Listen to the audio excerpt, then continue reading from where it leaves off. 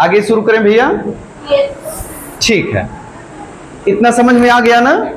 Adjective का प्रयोग यहां पॉजिटिव का कैसे होगा?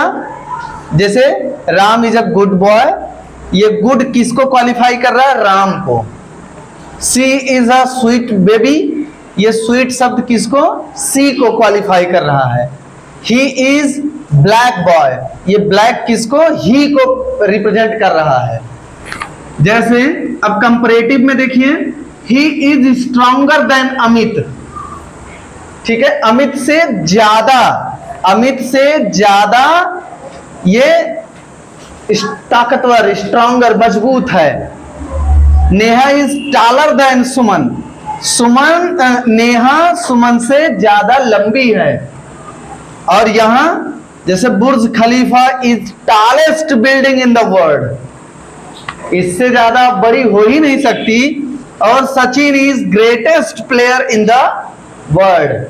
तो कुछ इस तरह से जो कंपैरेटिव होगा, जैसे कहा जाए कि नंसा इज नियरर देन किछुटी, नियरर, ये कंपेयर किया जा रहा है। नंसा बाजार इज नियरर, नियरर पास है, देन किछुटी, ठीक है ना? ओके, तो इस तरह से ये हो गया भैया खत्म। अगला जो टॉपिक है आपका वो हैज और हैव के प्रयोग का। ये हैज और हैव कहां प्रयोग होता है वाक्यों में, इस पर हम लोग चर्चा करते हैं। देखिए अभी तक जब हम टेंस पढ़े थे तो टेंस में हैज हैव किस टेंस में लगता था? कोई बताएगा?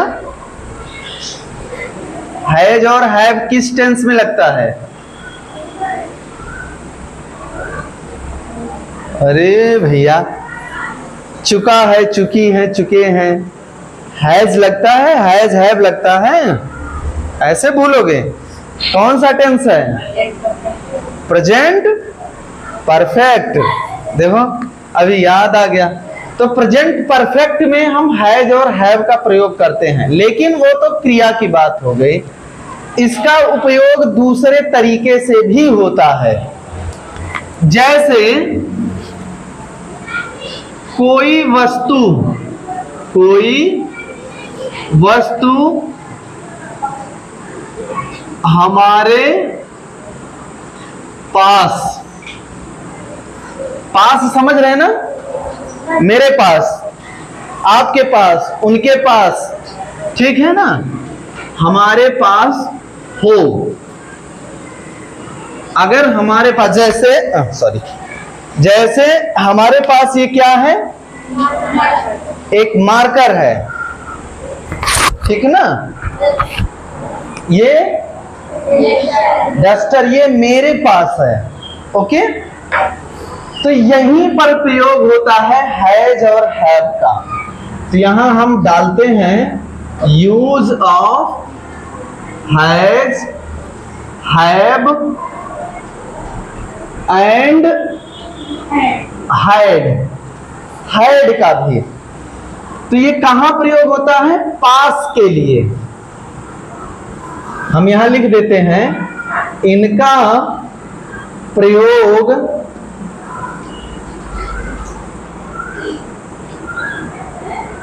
कोई वस्तु या कह सकते हो चीज पास, मतलब ये पास मतलब मेरे नजदीक में नहीं, मेरे पास, ठीक है ना? पास होने की स्थिति में होता है। खैर, अगर प्रेजेंट की बात करेंगे, यहां प्रेजेंट और पास्ट। प्रेजेंट का मतलब वर्तमान में अगर हमारे पास है तो, और पास्ट मतलब भूत या बीता हुआ, जैसे हमारे पास था। जब हम, जैसे यहां हम लिखेंगे हमारे पास है, ठीक है ना, तब, और इसमें हमारे पास था। खैर, यहां पर दो हैं। दो कौन हैं?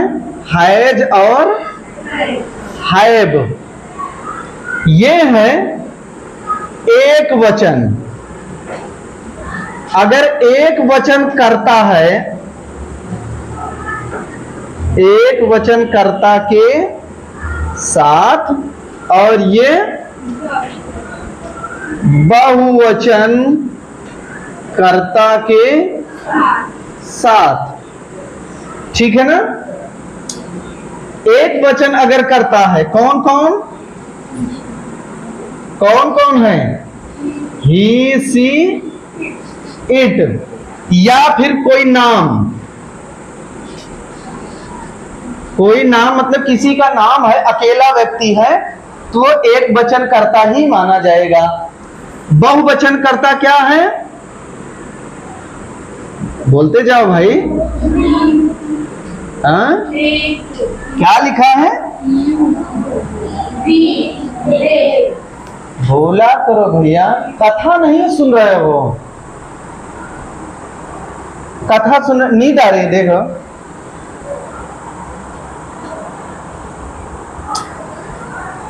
कथा नहीं चल रही है कि एकदम मौन होके उस पर विचार करते हुए बोला करो। जो यहाँ लिखा जा रहा है कुछ संवाद होना चाहिए। यू भी दे, ठीक है ना। या फिर दो चार नाम इकट्ठा हो, तो ये हो गया बहुवचन।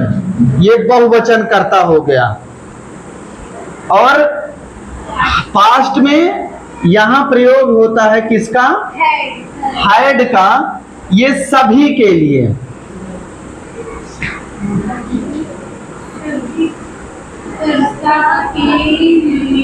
लिए। अब इसका देखिए, इसमें जैसे अगर लिखा जाए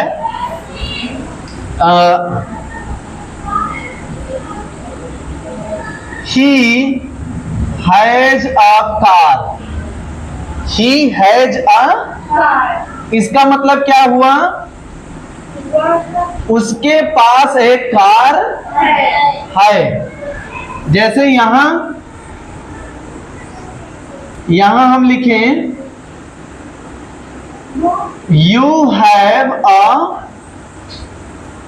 पेन।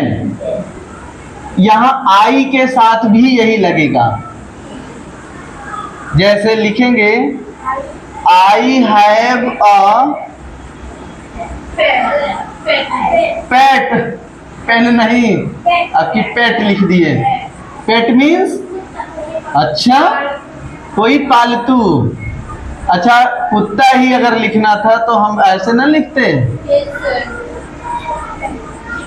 ठीक है ना। जैसे हम लिखें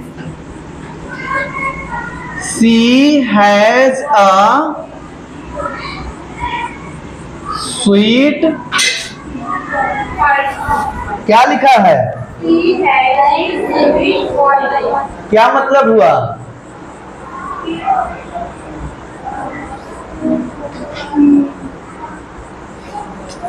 उसके पास एक मीठी आवाज है, ठीक है ना।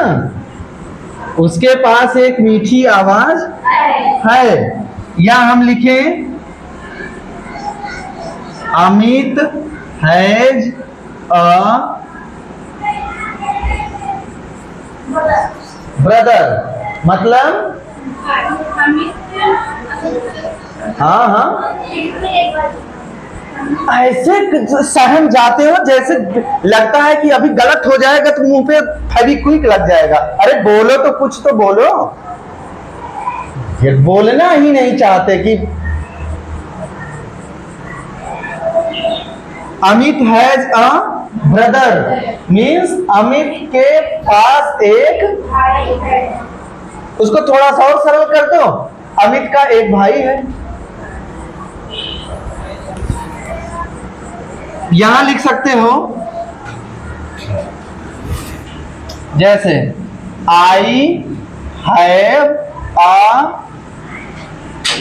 Joint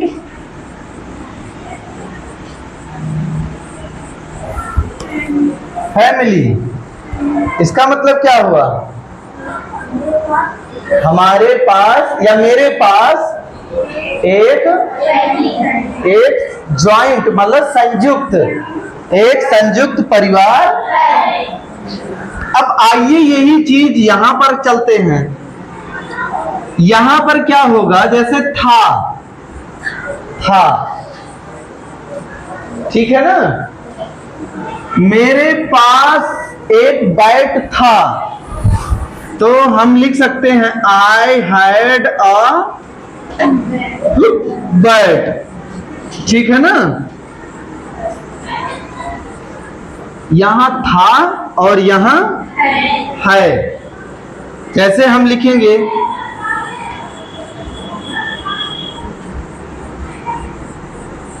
We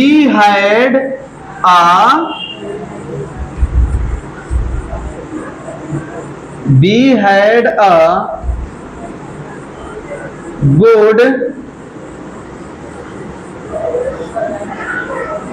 good physics। इसका क्या मतलब हुआ?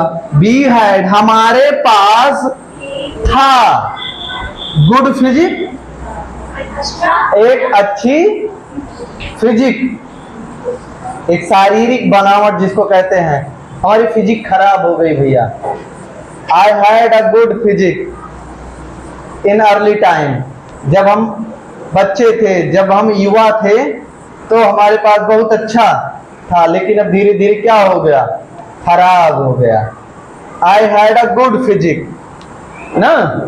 जैसे जो क्रिकेटर होते हैं, जो आर्मी वाले होते हैं, देखिए उनके पास एकदम बढ़िया फिजिक्स बनी रहती है। और जो गांव देहात में लगे रहते हैं, जो आराम करते हैं, खास करके जो दिन भर सोते हैं, कोई काम नहीं करते हैं, खा के एकदम बर्गर चाउमीन और पता नहीं क्या क्या, बूम, पेट क्या हो जाता है, निकल के इतना बड़ा हो गया ना, तो उनके पास फिजिक्स उनकी खराब हो जाती है। चलिए, तो इस तरह से ओके, या लिख सकते हो जैसे अमन हैड